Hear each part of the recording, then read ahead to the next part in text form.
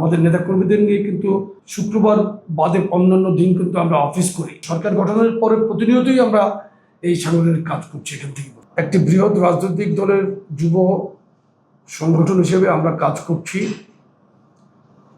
অঙ্গ সংগঠন হিসেবে বিএনপির সবচেয়ে বৃহৎ যুব অঙ্গ সংগঠন বাংলাদেশ জাতীয়তাবাদী যুব দল। সংগঠনের নিয়ম নীতি রক্ষার ক্ষেত্রে কিন্তু আমরা প্রথম থেকেই খুবই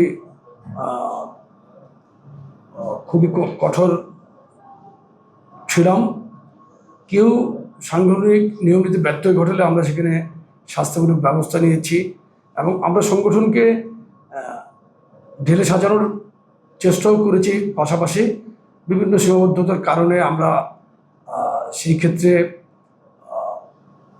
অনেক সময় আমরা আমাদের কাঙ্ক্ষিত জায়গায় পৌঁছতে পারিনি। আপনারা জানেন যে ফ্যাসিস্ট হাসিনা বিরোধী আন্দোলনে আমরা বিপর্যস্ত অবস্থায় থেকেই কিন্তু রাজনীতি করতে হয়েছে আমাদেরকে।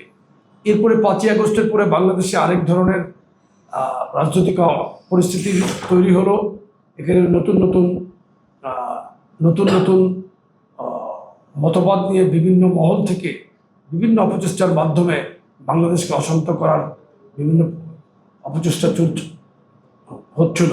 আমরা সেই ক্ষেত্রেও কিন্তু আমরা রাজপথে থেকে আমরা অনেক ধরনের অশুভ বার্তাকে, অশুভ কর্মকাণ্ডকে আমরা সাংগঠনিকভাবে মোকাবেলা করেছি। এখন আমরা সংগঠনকে গুছিয়ে